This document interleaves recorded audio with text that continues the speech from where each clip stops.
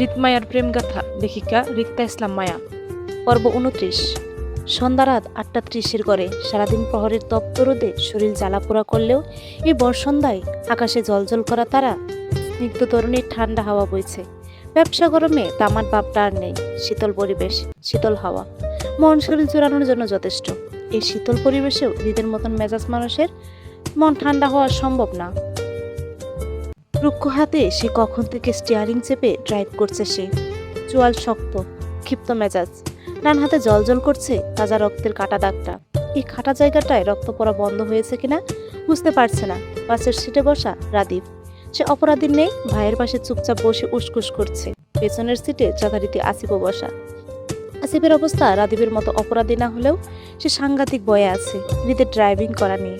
হৃদ রাগে মেজাজ হারিয়ে আবার না অ্যাক্সিডেন্ট করে বসে। আসিফ আল্লাহ আল্লাহ করে নিজের জানটা হাতে নিয়ে বসে আছে। কি একটা অবস্থা তার, পারছে না হাউমাউ করে কাঁদতে হৃদের বয়ে, আবার হৃদকেও কিছু বলতে পারছে না। তাহলে রাদীপের উপর হওয়া সবটা রাগ শুধু আসিফের উপর দিয়ে চলে যাবে। সেজন্য আসিফ এক প্রকার বাধ্য হয়ে চুপ রইল। তবে রাদীপ অপরাধীর মুখ করে চুপি চুপি বারবার হৃদের আঘাত করা হাতগুলো দিকে তাকাচ্ছে। হৃদ দক্ষ হাতে ড্রাইভিংয়ে হাত চালানোর জন্য তার বাহুর পেশি ফুলে কালো শার্টের উপর ঠিকরে ছিঁড়ে বের করে যাচ্ছে বডি। কুড়ে ঘুটানো শার্টের হাতাগুলো এলোমেলো, কালো শার্টের উপর রক্তের ছিটা ছিটা দাগগুলো কালো দাগ হয়ে আছে। তখনকার অফিসের পরিপাটি হৃদ খান এখন আর নেই। এখন বেশ উগ্র আর ভিলেন টাইপের মনে হচ্ছে তাকে, যাকে এক দেখায় মানুষ বলবে সে মারামারিতে উস্তাদ। রাদীপ শুকনো গলায় ডুব গিলল, বয়ার্ত চোখে আওড়ালো হৃদের বাম হাতের দামি রোলেক্স ঘড়িটার দিকে। কাঁচ ভেঙে থেতলে গেছে ঘড়িটা, আর সেই কাঁচ ভাঙ্গা হৃদের হাতের শিরায় ঢুকে কাঁটা ছেঁড়ার মতো দাগ হয়েছে। রাদীপের বেশ মায়া হলো বড় ভাইয়ের জন্য। আজ ওর জন্যই হৃদ আবারও মারামারিতে জড়ালো। মা শুনলে নিশ্চয়ই রাদীপকে বকবে, কিন্তু রাদীপই বা কি করবে? ও কি জানতো নাকি হঠাৎ এমন হামলা হবে ওর উপর? কি ভয়ানক একটা পরিস্থিতি ফেসে গেছিল সে। যদি ওই সময় হৃদভাই না আসতো তাহলে হয়তো আজ রাদীপের মৃত্যু হতো, আর নয়তো শত্রুরা ওকে ভয়ঙ্করভাবে আহত করে রাস্তায় ফেলে যেত। এমনিতেই হৃদের আসার আগে লোকগুলোর সাথে দস্তাদস্তি করে পালাতে চেয়ে বেশ আঘাত পেয়েছে সে। গুন্ডা লোকগুলো সংখ্যায় বেশ ছিল, প্রায় ২০-২৫ জনের মতো। এতগুলো লোকের সাথে সে তার ড্রাইভার একা পেরে উঠতে না পেরে পালাতে গিয়ে আবারও আহত হলো। রাদীপের তো গায়ে হলুদ পাঞ্জাবিটা জায়গায় জায়গায় ছিঁড়ে দাগ লেগে আছে। সাথে রাদীপের কপালে, গালে, গলায়, হাতে, বুকে, পেটে প্রায় অনেকটা জায়গায় কাটা ছেঁড়া দাগ রয়েছে। রাদীপ অপরাধীর ন্যায় ভারী নিঃশ্বাস ফেলল। আজকের ঝামেলাটা মূলত তাদের বাবা নিহাল খানের রাজনৈতিক শত্রুতা ধরে করা হয়েছিল রাদীপের উপর। বংশ পরস্পরায় রাদীপ পরিবারের সকলে রাজনীতির সাথে জড়িত। বলতে গেলে বাপ, দাদা, বড় বাবা সকলেই রাজনীতি করত। এই সূত্রে হৃদ এসবে জড়িত। রাদীপ জড়িত আছে, তবে খুব কম। বাবা নিহাল খানের ইলেকশনের কাজ ছাড়া তাকে আর দেখা যায় না এসবে। মূলত তারা এটা রাজনৈতিক পরিবারের বংশধর, আর সেজন্য তাদের গোপন শত্রুর সংখ্যাও বেশি। রাদীপ মূলত এসব রাজনীতি বেশি একটা জড়ায় না, কিন্তু সরাসরি হৃদের ক্ষতি করতে পারছে না বলে রাদীপকে দুর্বল পয়েন্ট বানিয়ে মারতে চেয়েছিল। সময় মতো হৃদ চলে আসায় এ যাত্রায় প্রাণে বাঁচল সে। রাদীপ বেশিরভাগ সময়ই দেশের বাইরে থাকে পড়াশোনার জন্য। পেশায় সেও একজন ডাক্তার, এবার ডাক্তারি ইন্টার্নশিপ করছে। রাদীপ দেশে যখন আসে তখন বাবা, মা আর ভাইয়ের বাসায় দৌড়াদৌড়ি করে দিন কাটায়। আসলে তাদের বাবা মার সম্পর্কের অবনতির জন্য হৃদ রাদীপ দুই বোন বাবা মার সঙ্গে একত্রে থাকতে পারে না। তাদের সুন্দর পরিবারটা একত্র হয়েও আজ বিচ্ছিন্ন। রাদীপ হতাশায় ভারী নিঃশ্বাস ফেলে হৃদকে উদ্দেশ্য করে অপরাধী গলায় শুধালো, ভাই, তোমার কাটা হাতে একটু রক্ত পড়ছে, ব্যান্ডেজ করা দরকার। তুমি গাড়িটা আসিফকে চালাতে দাও, আমি তোমার হাতের ব্যান্ডেজটা করে দেই। রাদীপের কথায় থামতে থামতে বেশ জোরে ব্রেক কষল হৃদ। হঠাৎ ব্রেক কষায় পেছন থেকে আসিফ আর সামনে থেকে রাদীপ দুজনেই সামনে ঝুঁকে গেল মুহূর্তে। তাড়াহুড়োয় দুজনে ঠিক করে বসার আগেই বেশ শক্ত চোয়ালে স্টিয়ারিং চেপে বলল, বের হ। তাড়াহুড়ায় রাদীপ আসিফ দুজনেই সোজা হয়ে বসলো। আসিফ তো ভয়ে একদলা থুতু বুকে ছুটিয়ে নিল। জানটা তার হাতে চলে এসেছিল। হঠাৎ রীতির ব্রেক কষায় মনে হয়েছিল এই বুঝি ইন্নালিল্লাহ পড়বে নিজের। ভাগ্যের বেড়ে আজ সে বেঁচে গেল। কিন্তু তার কিছুক্ষণ পর হৃদ ভাই এভাবে হঠাৎ ব্রেক কষে গাড়ি চালালে গাড়ির অ্যাক্সিডেন্ট হওয়ার আগেই কখন কি হবে সে ভেবে টেনশনে সে হার্ট অ্যাটাক করে মারা যাবে। আসিফের আকাশ কুসুম চিন্তায় ধ্যান কাটলো রাদীপের অধৈর্য গলায়। হৃদকে শুধিয়ে রাদীপ বলল, মানে কি হয়েছে ভাই, বের হবো কেন? স্টিয়ারিং এর শক্ত হাতে চেপে দাঁত কিরমির করে হৃদ একই গলায় বলল, I said both of out now. হৃদের রাগ বুঝে আসিফ আর কিছু চিন্তা না করেই পিছনের দরজা খুলে লাফিয়ে বের হয়ে যায়। কিন্তু রাদীপ তারপরও হৃদের সঙ্গে থাকতে চেয়ে বলল, ভাই আমি একটু থাকি না তোমার সাথে? No never, out. অজ্ঞাত হৃদের ধমক খেয়ে রাদীপ গাড়ি থেকে নেমে দেখলো ওরা ফাহাদের বাড়ির গেটের সামনে। মাথার উপর ফেরি লাইটের ছাদ, বিয়ে বাড়ির হইচই, গান বাজনা কানে আসছে তাদের। আসিফ রাদীপ একে অপরের মুখ চাওয়াচুবি করে হৃদকে এক পলক দেখে এগুলো বাড়ির ভেতরের দিকে। হৃদ তখনও জেদ ধরে গাড়িতেই বসে অপেক্ষা করলো নিজের রাগ কমার। গরমে মেজাজ নিয়ে বিয়ে বাড়িতে প্রবেশ করলে আরো মেজাজ খারাপ হবে তার। এত মানুষের ভিড় দেখে হৃদ এক মুহূর্তে ভুলেও এসব বিয়ের ঝামেলায় আসতো না। বউটা আজ যদি এই বিয়ে বাড়িতে না থাকতো তাহলে সেও আর ফিরে আসতো না। কিন্তু বেহায়া মনটা যে এসব বুঝতে পারছে না। বউটার জন্য এ বাড়িতে মনটা পড়ে আছে বলে বাধ্য হয়ে মনের পিছু পিছু এখানে এসেছে, নয়তো সে কখনো এত বেহায়া হতো না। তার বেহায়া মন আর বেয়াদব বউ দুটোই কথা শুনে না, খালি অবাধ্যের মতন একটা আরেকটার খুঁজে। হৃদ পরপর ভারী নিঃশ্বাস টেনে নিজের রাগ কমাতে চেয়েও ব্যর্থ হলো। কিছুক্ষণ দম ধরে বসে রইল, কিন্তু কাজের কাজ কিছুই হলো না। উল্টো অকারণে আরো মেজাজ খারাপ হলো তার। হৃদের এই বালের মেজাজটা চট করে খারাপ হয়ে যায়। একবার মাথা গরম হয়ে গেলে তৎক্ষণাৎ শান্তও হতে পারে না সে, সময় লাগে। হৃদ সিটে বসে গাড়ির স্টিয়ারিং খুলে এক টুকরো সাদা রুমাল দিয়ে ডান হাতের কাটা জায়গায় পেঁচালো। রক্ত পড়া বন্ধ হয়েছে কিনা জানা নেই, তবে মুহূর্তেই সাদা রুমালের লাল রক্ত দাগ হয়ে গেল। হৃদ ক্ষিপ্ত মেজাজে বাম হাতের ভাঙ্গা গড়িটা খুলে ছুঁড়ে ফেললো গাড়ির সিটে। ততক্ষণে রাদীপ আসিফ বাড়ির ভেতরে প্রবেশ করা শেষ। কাউকে আর দেখা যাচ্ছে না। হৃদ গাড়িটা ঘুরিয়ে বাড়ির ভেতরে ঢুকালো, তবে পার্কিং এরিয়াতে নিয়ে গেল না, বরং বাড়ির ভেতরে প্রবেশ করায় রাস্তায় গাড়িটা দাঁড় করায় ফেরি লাইটের ছাদের নিচে।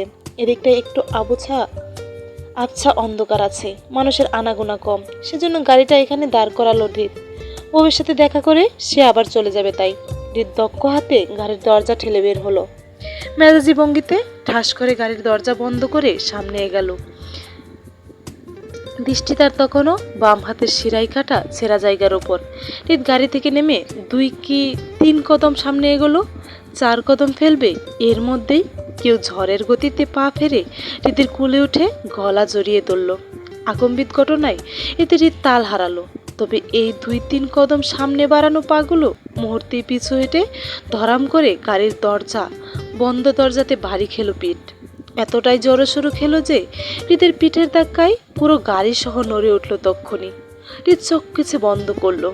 তার পিঠে ব্যথা পেল, কিন্তু মায়া তখনও পা ফেরে হৃদের কোলেই বসে রইল, গলায় মুখ ডুবিয়ে। রাগান্বিত হৃদ এক মুহূর্তের জন্য নিজের রাগ ভুলে গেল। বিস্ফোরণে হতবিলম্ব হয়ে বোঝার চেষ্টা করলো আসলে কি হয়েছে তার সাথে, কে তার কোলে। হৃদের রুমালে বাঁধা হাতটা অটোমেটিক চলে গেল মায়ার কোমরে। বেশ তবদা খাওয়ার মতো ঘোরের মাঝে রইল হৃদ। তারপর বেশ কয়েক সেকেন্ড সময় লাগলো তার বুঝতে যে আসলে কি হয়েছে তার সাথে। সবটা বুঝতে পেরে হৃদের রাগ পুনরায় তিলমিলিয়ে উঠল। ক্ষিপ্ত মেজাজ আরো ক্ষিপ্ত হলো। কোথা থেকে কোন উটকো ঝামেলা এসে তার কোলে চড়েছে, এত বড় সাহস! হৃদের ক্ষিপ্ত হাত তক্ষুনি চালান হলো মায়ের হাতে। শক্ত হাতে মায়াকে কুল থেকে সরাতে চাইলে মায়া মুহূর্তে হৃদের সেই হাতটা জারা দিয়ে ফেলতে ফেলতে শব্দ করে নাচুক করে। হৃদের হাত থামে। থমকে যাওয়া ভঙ্গিতে তার বুক কেঁপে ওঠে বউয়ের উপস্থিতি বুঝে। শক্ত হাতটা মুহূর্তে নরম হয়ে আসলো। তিল মিলিয়ে ওঠা রাগটা পানি পানি হলো। ঘুর থেকে বেরিয়ে এবার বেকুব বনে গেল। তার বউ যে এই অসময়ে তার বুকে হামলা করে চলবে সেটা হৃদের গুণাক্ষরেও ধারণাটা ছিল না। হৃদের পিঠ শিরশির করছে ব্যথায়। গাড়ির বন্ধ দরজার সঙ্গে বাড়ি খেয়েছে ভালোই জোরে। সে পিঠ ব্যথা নিয়ে মায়াকে দুহাতে জড়িয়ে নিল। এই প্রথম হৃদের মায়াকে জড়িয়ে ধরা, তাও এতটা কাছ থেকে। মায়ের ক্ষেত্রেও হয়তো তাই। দুজন দুজনকে এই প্রথম আলিঙ্গন করলো। হৃদের বিয়াদব মন তো বউয়ের পাল্লায় পড়ে বুকের ভেতর লাফিয়ে বেড়াচ্ছে নেচে কোদে। খুশিতে কখন না জানি লাফ দিয়ে বুক থেকে বেরিয়ে যায়। হৃদ মায়ের কোমর চেপে চেপে একটু উপরে তুলল। কুল থেকে মায়ার পা পিছলে যাচ্ছিল বলে হৃদ দু হাতে মায়াকে জড়িয়ে ধরে মায়ার বর নিজের বলিষ্ঠ হাতে নিল। মায়া তখনও দুহাতে হৃদের গলা জড়িয়ে সেখানে মুখ ডুবিয়ে বসে। সারা শব্দ দুজনের কারণেই, অনুভবে দুজনেই নিশ্চুপ। হৃদের একটা হাত মায়ের কোমরে, অন্য হাতটা সোজা চলে গেল মায়ের খোপা করা চুলের মুষ্টিতে। হৃদ মায়ের খোপা করা চুল মুষ্টিবদ্ধ করে পেছন টানলো। মায়াকে নিজের মুখোমুখি করতে মায়া চুলের ব্যথায় নাক মুখ কুচকে চোখ বন্ধ করে রইল। তারপরও উফ শব্দ করল না। রিত মায়ের মুখের উপর ঝুঁকে তার অশান্ত চোখ আউড়িয়ে তাকালো মায়ের বন্ধ দু চোখের কম্পিত পাতার দিকে। তারপর চোখ ঘুরালো মায়ের গালে পড়া দুই কাছে চুলের দিকে, তারপর নাক, তারপর মায়ের টকটকে লাল কম্পিত ঠোঁটের দিকে। সেই অশান্ত দৃষ্টি পরপর ঘুরে চলল মায়ের থুতনি বেয়ে খালি গলার দিকে, এরপর আরো একটু নিচে। মায়ের গায়ের বাসন্তী রঙা শাড়িটা সাথে যেন মায়ের গায়ের রংটা মিলে ঝলঝল করে উঠল হৃদের চোখে। হৃদ অনুভূতি শূন্য চোখে আবারও মায়ের গলা থেকে দৃষ্টি ঘুরালো মায়ের টকটকে লাল ঠোঁটের দিকে, তারপর কম্পিত চোখের পাতার দিকে। হৃদের শ্বাস যেমন মায়ের মুখে আছড়ে পড়ছে, ঠিক তেমনি মায়ার শ্বাসও হৃদের উপর অনুভব করলো। হৃদের হঠাৎ ভীষণ রকমের নেগেটিভ ফিল হলো। বাড়াবাড়ি করে বউকে নিজের সাথে পিষে ফেলতে মন চাইলো, হয়তো সে সিডিউস হচ্ছে। হৃদ উত্তেজনায় কামুক হয়ে ঠাস করে মায়াকে ঘুরিয়ে গাড়ির সাথে পিঠ ঠেকালো। মায়ের পিঠ গাড়ির বন্ধ দরজার সাথে ঠেকে যেতেই হৃদ মায়ের মুখোমুখি হয়ে ঝুঁকে পড়ল। মায়ের খোঁপায় থাকা হৃদের হাতটা এবার আরো শক্ত হলো। মায়ের খোঁপায় দেওয়া গাঁদা ফুলগুলো মালা হৃদ শক্ত করে হাতে টেনে ছিঁড়ে ফেলতে ফেলতে রাগে পিষে পড়ল। হিজাব কই তোর? মায়া ব্যথা পেল, তারপরও মুখে উফ শব্দ হলো না, বরং সেভাবেই পড়ে রইল হৃদের গলা জড়িয়ে গাড়িতে পিঠ থেকে। হৃদের গাঁদা ফুলের মালাটা ছিঁড়তে গিয়ে মায়ের চুল সহ খোপা খুলে গেল। অল্প কিছু চুলও সেই মালার টানে ছিঁড়ে হৃদের হাতে চলে আসে। মায়া খুব আস্তে করে কম্পিত গলায় কোনো রকমে বলল, আপুর হলুদের জন্য পড়া হয়নি। আপুর হলুদের জন্য তোকে কে লাইসেন্স দিয়েছে আমার অবাধ্য হওয়ার? তোকে বলছিলাম না আমার সস্তা জিনিস পছন্দ না? হিজাব পরিসনি কেন? মায়া আর কথা বলল না, বরং চোখ বন্ধ করেই সবাই পড়ে রইল হৃদের সাথে মিশে। হৃদ মায়ের শরীরের কম্পন টের পেল। মায়ের চোখ মুখের দিকে তাকিয়ে আবারও একই শক্ত গলায় বলল, কুলে চড়েছিস কেন?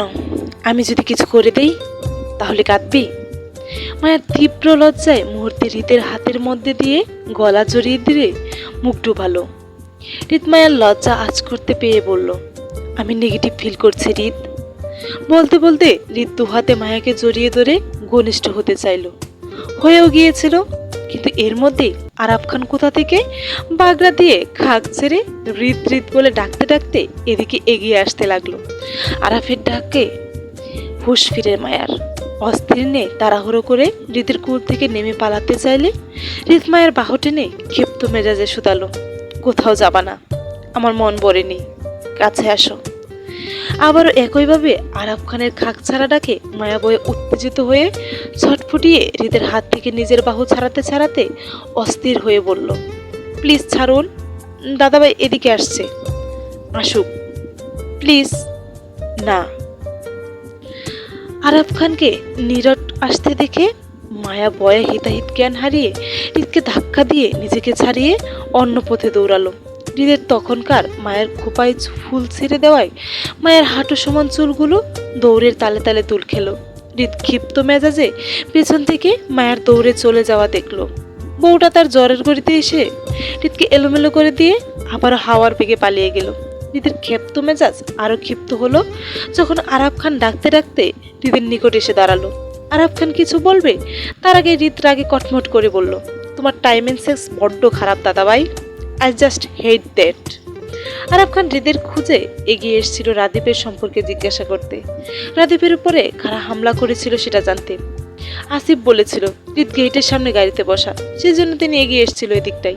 হৃদকেও খুঁজে পেল, কিন্তু হৃদ ওনার টাইমিং সেন্স নিয়ে কথা বলার মানেটা তিনি বুঝলো না। সেজন্য তিনি অবুঝ গলায় হৃদকে শুধিয়ে জানতে চাইল, আমার টাইমিং সেন্স খারাপ মানে কি করছি আমি? হৃদ দাঁত পিষে বলল, অনেক কিছুই করেছো, আমার পার্সোনাল মোমেন্টে বাগড়া দিয়েছো, ইউ ডিস্টার্ব মি দাদাভাই। হৃদের কথায় কেমন বেকুব বনে গেল আরাফ খান। তারপর মুহূর্তে নাক মুখ কুচকালো। উনি হৃদের পার্সোনাল মোমেন্টে কিভাবে ঢুকলো? হৃদ এমনভাবে বলছে যেন হৃদ তার বউয়ের সাথে ছিল আর তিনি এসে তাদের রোমান্সের মধ্যে ঢুকে পড়েছে। আরাফ খান অনেকটা ব্যঙ্গ করে হৃদকে খোঁচা মেরে বলল, তোর আবার পার্সোনাল মোমেন্ট এমনভাবে বলছিস যেন বউয়ের সাথে ছিলে এতক্ষণ? হ্যাঁ। হৃদের সোজাসাপটা কথায় তিনি আবারও বিশ্বাস করলো না হৃদকে। বরং ভ্রুকুচকে বলল, কি হ্যাঁ, আমারে মুরগি বানাস? না। তাহলে তোর বউ কোত্থেকে আসবে? হৃদ পাল্টা প্রশ্ন করে বলল, তোমার বউ কোত্থেকে আসলো? আমি তো বিয়ে করেছি। তাহলে আমিও করেছি। হৃদের কথায় যেন আরাব খান বেশ মজা পেল। মুখে কাঁচা পাকা দাড়িতে হাত বুলিয়ে হৃদকে খোঁচা মেরে গর্ব করে বলল, তো কি মনে হয়, তোর কি মনে হয় তুই আমাকে এত সহজে মুরগি বানাতে পারবি? পারবি না তো। আমার চুল কিন্তু এমনি এমনি পাকে নাই, বুঝলি? বেশ কটূক্তি করতে করতে পাকিয়েছি। আরাব খানের গর্বিত গলায় হৃদ কপাল কুঁচকে ওনার মুখের দিকে তাকিয়ে দুহাত পকেটে গুজে স্টাইলিং এ দাঁড়াতে দাঁড়াতে বলল, তোমার বুদ্ধির লেভেল সত্যি অসাধারণ দাদাভাই। প্রশংসা না করেই নয়, সেজন্যই তোমাকে আমার কষ্ট করে আর মুরগি বানাতে হবে না। তুমি নিজেই মুরুখ হয়ে বসে আছো। হৃদের খোঁচা মারা কথায় থতমত খেয়ে গেল তিনি। আরাব খান প্রতিবারই হৃদকে বিরক্ত করতে মজা পায়। তিনি সবসময় হৃদের পথ আটকে দাঁড়ায়, হৃদও বিরক্ত হয়। সেজন্য ওনার আনন্দ হওয়াটা বেশ থাকে। কিন্তু আজ তিনি হৃদকে বিরক্ত করতে গিয়ে যেন নিজেই হেনস্থ হচ্ছে। উনি হৃদের কাছে জানতে চেয়ে বলল, তাহলে তোর বউটা কে শুনি? এই বিয়ে বাড়িতে সবচেয়ে সুন্দরী নারীটি আমার বউ। এবার সরো। হৃদের কথায় তৎক্ষণাৎ আরাব খান আহাজারি করে বলতে লাগলো, সর্বনাশ হৃদ, তুই কি আমার বউর উপরে নজর দিয়েছিস? হৃদ আরাব খানের কথায় বিরক্তি ছেড়ে বলল, তোমার এমন বুড়ো বউয়ের প্রতি নট ইন্টারেস্টেড দাদাভাই। তোমার থেকে সুন্দর বউ আমার আছে। এবার সরো, বউয়ের কাছে যাব। হৃদ আরাব খানকে পাশ কাটাতে চাইলে তিনি আবারও তাড়াহুড়োয় হাতের লাঠিটা উঠিয়ে হৃদকে বাধা দিতে দিতে বলল, আরে শোন না, যাস কই? কথা তো শুনে যাবি নাকি? পারবো না, সরো। আরে শোন না, এমন করিস কেন? দাদাভাই, আমি বিরক্ত হচ্ছি। আরে বাহ, সাব্বাস, কাজের কাজ করছিস একটা। তুই আরো বিরক্ত হ, আমি দেখি। তুই বিরক্ত হস বলেই তো আমি আসি তোর কাছে, নয়তো কি আসতাম বল? হৃদ রাগে এবার সত্যি সত্যি আরাব খানকে পাশ কাটিয়ে চলে গেল। আরাব খান হাসতে হাসতে হৃদের চলে যাওয়া দেখলো আর ভাবলো, কিছুক্ষণ আগেও তিনি বুক ব্যথার কত নাটক করলো, আয়নকে নিজের কাছে আটকে রাখলো, হেনা খানকে ব্যস্ত রাখলো। মূলত তিনি সবার প্রথমে জানতে পেরেছিল রাফিদ ঝামেলায় পড়েছে। বিষয়টা হেনা খানের কানে যাওয়ার আগে আগেই তিনি এই নাটকটা করলো, যাতে হেনা খান উনাইকে নিয়ে ব্যস্ত থাকেন। উনি আসিফকে দিয়ে হৃদকে খবর পাঠিয়েছিল রাদীপের উপর হামলা হওয়ার বিষয়ে। হৃদ নিজের ভাইকে বাঁচিয়ে নেবে সেটা উনি জানতো, হয়েছিল তাই। তবে ওনার বউ আর মেয়েদের চিল্লাচিল্লিতে যেন বিয়েবাড়ির আনন্দ নষ্ট না হয়, সেজন্য তিনি কৌশলে বুক ব্যথা নাটকটা করলো। কিন্তু হৃদকে বিরক্ত করতে ওনার বরাবরই আনন্দ লাগে, মজা পায়। বাড়িতে ওনার কথায় হৃদ ছাড়া আর কেউ বিরক্ত হয় না বলেই তিনি বারবার হৃদের কাছে আসেন। কিন্তু তিনি এবার বেশ কয়েকদিন ধরে লক্ষ্য করছে হৃদ কেমন বউ বউ করছে কথায় কথায়। আসলেই হৃদের বউ আছে নাকি হৃদ মিথ্যা বলে বেড়াচ্ছে, বিষয়টা বুঝতে পারছে না তিনি। হৃদ মিথ্যা বলে না সেটা তিনি জানেন, কিন্তু হৃদের মতন ঠেড়া মানুষ গোপনে বিয়ে করেছে সেটাও বিশ্বাস করতে হচ্ছে ওনার। উনি কি শশীকে একবার জিজ্ঞেস করে দেখবে দুজনের আসলে বিয়ে করে নিয়েছে কিনা? আজ বাতাসের তোরে শুধু প্রেমময় গন্ধটাই ভাসলো, দৃষ্টিতে দৃষ্টি মিলন। হৃদ ধূপধাপ পায়ে ছাদে উঠতে উঠতে নীরব চোখ গড়িয়ে মায়ার সন্ধান করলো। এত ভিড়ের মানুষের মাঝে মায়াকে আশেপাশে কোথাও দেখতে না পেয়ে কপাল কোচকালো। সে ফ্রেশ হয়ে এসেছে মাত্র, তবে গায়ের পোশাকটা পাল্টায়নি। বউটা চলে গেলে সেও চলে যাবে নিজ বাসায়, এখানে থাকবে না। হৃদ কপাল কুচকে ছাদের এক কোনায় সফট ড্রিঙ্কের এরিয়াতে গিয়ে দাঁড়ালো। ওয়াইটার থেকে লেমন জুসের গ্লাসটা হাতে নিয়ে আবারও চারদিকে অনুসন্ধান চোখে ঘুরালো গ্লাসে চুমুক দিতে দিতে। হৃদের অপেক্ষার প্রহর কাটিয়ে মায়াকেও দেখা গেল বেশ কয়েক মিনিট পরেই। ছাদের সিঁড়ি বেয়ে শ্রেয়ার সাথে উপরে উঠছে। হৃদের খুলে দেওয়া তখনকার চুলগুলো মায়া আবারও খোপা করে সেখানে লাল টকটকে গোলাপ গজিয়েছে। দুহাতে গাঁদা ফুলের মালাটাও ঠিকঠাক দেখা যাচ্ছে। হৃদ বুঝলো বউ তার আবারও পরিপাটি হয়ে এসেছে। হৃদ নেবে যাওয়া খিদাটা আবারও জাগলো বউকে কাছে পাওয়ার। হাতে লেমন জুসের গ্লাসটা চুমুক দিতে দিতে হৃদের দিকে কেবল শান্ত দৃষ্টিতে তাকিয়ে রইল। মায়া শ্রেয়ার পেছন পেছন স্টেজের দিকে হাঁটতে হাঁটতে গার বেঁকে হৃদের দিকে তাকাতেই মুহূর্তেই চোকাচোকি হলো দুজনের। লজ্জায় মায়া নুয়ে পড়ল। তৎক্ষণাৎ নত মস্তিষ্ক হয়ে চোখ মুখ খেচে বন্ধ করে নিল হৃদের সাথে চোকাচোকি হয়ে যাওয়াতে। উফ, কি লজ্জা! লজ্জায় আড়ষ্ট হওয়া মায়া নিজের শাড়ির আঁচলে আঙ্গুল পেঁচাতে পেঁচাতে শ্রেয়ার পেছনে হেঁটে আবারও গার বেঁকে তাকালো হৃদের দিকে। পুনরায় হৃদের শান্ত চোখ চোখে চোখ মিলে মায়া আরো সে একই কাজ করলো। এবার মায়া সরাসরি তাকালো না, বারবার হৃদের সাথে চোখাচোখি হয়ে যাওয়াতেই বরং মায়া আর ঝুঁকে হৃদকে দেখে হাঁটতে লাগলো। হঠাৎই আকম্বিত ধাক্কা খায় শ্রেয়ার পেটের সাথে। মায়ার নাক শ্রেয়ার নাক মাথায় ঠুকে হকচকিয়ে নাকি হাত গেছে মায়া। এতক্ষণ মায়া অন্যমনস্ক হয়ে হাঁটায় হঠাৎ শ্রেয়ার দাঁড়িয়ে যাওয়াটা লক্ষ্য করিনিও। হৃদের সামনে এমন কাণ্ড ঘটায় মায়া লজ্জায় পড়ল। এক হাতে নাক ঘষতে ঘষতে শ্রেয়ার দিকে তাকাতেই শ্রেয়া পেছন থেকে মায়াকে কপট গলায় বলল, কিরে বোন, দিন দুপুরে প্রতিবন্ধীর মতো ধাক্কা খাচ্ছিস কেন? কোনো সমস্যা? মায়া মাথা নাড়িয়ে না বুঝালো, ওর কোনো সমস্যা নেই। অবশ্য শ্রেয়া বুঝলো না মায়ের মতিগতি, বরং স্বাভাবিকের নেই মায়ের বাহু টেনে কাঁধ জড়িয়ে পাশাপাশি হাঁটতে হাঁটতে বলল, পিছনে হাঁটছিস কেন? চল আমার সাথে। মায়াকে নিয়ে শ্রেয়া স্টেজের এক পাশে কোনায় দাঁড়ালো। সামনে স্টেজে একদল ছেলে মেয়ে গ্রুপ ডান্স করছে। শ্রেয়া হাতে তালি দিতে দিতে হইচই করে সেই ডান্স এনজয় করছে। মায়াও হাত মেলাচ্ছে, তবে সে উৎফুল্ল নয়, বরং ভীষণ অমনোযোগী। সকল মনোযোগ এই মুহূর্তে ছাদের অপর কোনায় দাঁড়িয়ে থাকা হৃদের দিকে। হৃদের অবস্থাও সেম, হাতের গ্লাসটা চুমুক দিচ্ছে আর মায়ার দিকে সে তখন থেকে শান্ত দৃষ্টিতে তাকিয়ে আছে। মায়া যতবার হৃদের দিকে চোখ তুলে তাকাচ্ছে ততবারই দৃষ্টি মিলন ঘটে আর মায়া লজ্জা পাচ্ছে। হৃদ খুব মনোযোগ দিয়ে মায়ার সেই লজ্জা মিশ্রিত মুখটা পরখ করছে। আয়ন সবে এসেছিল ছাদে জুইকে খুঁজে। এতক্ষণ রাদীপ ও আসিফের ব্যান্ডেজ করা করছিল। সকল ঝামেলা মিটিয়ে মাত্রই অবসর হলো। জুয়ের সাথে তার দেখা করার কথা ছিল সেই সন্ধ্যার দিকে, অথচ এখন রাত 9টা বাজতে চললো, এখনো সে দেখা করতে পারেনি। এর মাঝে আয়ন ছাদে ওঠার সময় নিচে আরিফকে ডেকেছিল ড্রাইভারকে বলতে তাদের যাওয়ার গাড়িগুলো বের করতে, হয়তো এখন চলে যাবে তারা। যাওয়ার আগে জুয়ের সাথে একটু দেখা করার দরকার আয়নের। আয়ন কপালে একপাশে চুলকে জুয়ের খোঁজ করতে গিয়ে দেখলো সেজুতির পাশে জুই দাঁড়িয়ে ডান্স এনজয় করছে। আয়ন সেখানে এগোতে গিয়েও এগুলো না, আশেপাশে মানুষের ভিড় বেশি। এই মুহূর্তে জুইকে ডেকে দেখাটা ভালো দেখাবে না বলে আয়ন মত বদলায়। ফিরে আসতে চেয়ে চোখ পড়লো মায়ার দিকে। আয়ন হালকা কপাল কুঁচকালো। মায়ের মতিগতি বোঝার জন্য তীক্ষ্ণ দৃষ্টিতে পকর করলো মায়াকে। দেখা গেল মায়া অকারণে বারবার লজ্জায় ছিটিয়ে যাচ্ছে, আবার মিটিমিটি করে হেসে কোনায় তাকাচ্ছে। আয়ন মায়ের লজ্জা আর মিটিমিটি হাসির সুর ধরে চট করে বুঝে গেল আজ প্রকৃতিতে প্রেমের লক্ষণ। কিন্তু মায়ার এত প্রেম আর ভাবসাব কার সাথে? হৃদ কি জানে তার বউ প্রেমে পড়েছে অন্য কারো? যদি জানে তাহলে তাণ্ডব তো আজ একটা হয়েই যাবে নিশ্চিত। আয়ন মায়ের দৃষ্টি অনুসরণ করলো। কে জানে মায়ার দয়া ছেড়ে হৃদ খানের বউয়ের দিকে নজর দিল, সেটা দেখতে চাইলো। তারপর চট করে গাড় ঘুরিয়ে মায়ের দৃষ্টি অনুযায়ী ছাদের কোনায় তাকাতেই দেখলো হৃদ দাঁড়িয়ে লেমন জুসের গ্লাসটা নিয়ে। আয়াত মুহূর্তে হেসে ফেললো। আগুন দুদিক থেকেই লেগেছে তাহলে। সে এবার একটু কেরোসিন দিলে আগুনটা না হয় আরো বাড়িয়ে দিল। আয়ন স্টেজের দিকে না গিয়ে উল্টো পথে হৃদের কাছে গেল। হৃদের পাশাপাশি দাঁড়াতে দাঁড়াতে হেয়ালি করে বলল, কিরে ভাই, যেভাবে তাকিয়ে আছিস মনে হচ্ছে বউকে চোখ দিয়ে প্রেগনেন্ট করে ফেলবি। কোনো জোর দিস কেন? চোখ সরা। হৃদ অনেকটা বিরক্তি নিয়ে আয়নের দিকে এক পলক তাকিয়ে আবারও চোখ ঘুরালো মায়ের উপর। আয়ন হৃদের দৃষ্টি অনুসরণ করে মায়াকে দেখলো সে। তারপর পুনরায় হৃদের দিকে তাকালো। কিছু একটা ভাবতেই আয়নের মনে একটা প্রশ্ন জাগলো, মায়া কি হৃদের ব্যাপারে সব জেনে গেছে? কিন্তু কিভাবে? হৃদ কি সব বলে দিয়েছে? ভাবনাটা আয়নের মাথায় আসতেই চট করে হৃদকে প্রশ্ন করে জানতে চেয়ে বলল আয়ন, মায়া কি তোদের সম্পর্কের কথা জেনে গেছে হৃদ? হৃদ মায়ের দিকে দৃষ্টি স্থির রেখে অন্যমনা গলায় বলল, বুঝতে পারছি না তো, তবে মতিগতি তো তাই বলছে। কিছু বলেনি মায়া? না। তুই জানতে চেয়েছিলি? না। তাহলে কিছু না। মায়া কি কিছু না জেনেই তোর সাথে প্রেম করছে? হৃদ তৎক্ষণাৎ আয়নকে উত্তর না দিয়ে চট করে তাকালো আয়নের মুখের দিকে। ওরা প্রেম করছে মানে?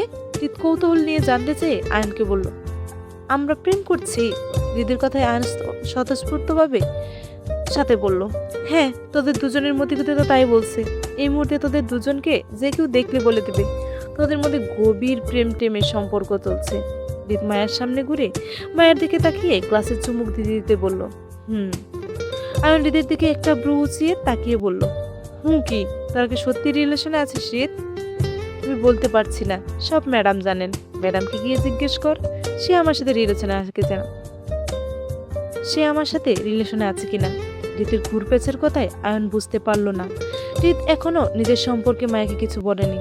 কিন্তু মায়া হৃদের প্রতি হঠাৎই আকর্ষণটা কিসের? যদি না চিনে হৃদকে, নাকি মায়া জানে হৃদের সম্পর্কে, শুধু হৃদই বুঝতে পারছে না মায়া হৃদকে চিনতে পেরেছে কিনা। আচ্ছা, হৃদ যদি জানে মায়া তার স্বামীকে চিনতে পেরেছে, তাহলে হৃদ কি করবে? ওইদিকে শশীকে নিয়েও হৃদের পরিবারের বিয়ের কথা হচ্ছে, আর সেটা নিজ থেকে শুনে এসেছে। ফাহাদের বিয়েটা হয়ে গেলেই হৃদ আর শশীর বিয়েতে হাত দিবেন হেনাকান। তাহলে মায়ার কি হবে? আয়নের মনে একটা প্রশ্ন জাগলো। সে কৌতূহলে হৃদকে প্রশ্ন করে বলল, যদি জানিস মায়া তোকে চিনতে পেরেছে, তাহলে কি করবি? সংসার করব। মানে? তুই সংসার করবি? হ্যাঁ। যদি মায়া না মানে, তোর সাথে সংসার ভাঙতে চাই, তাহলে যেতে দিবি? চলবে।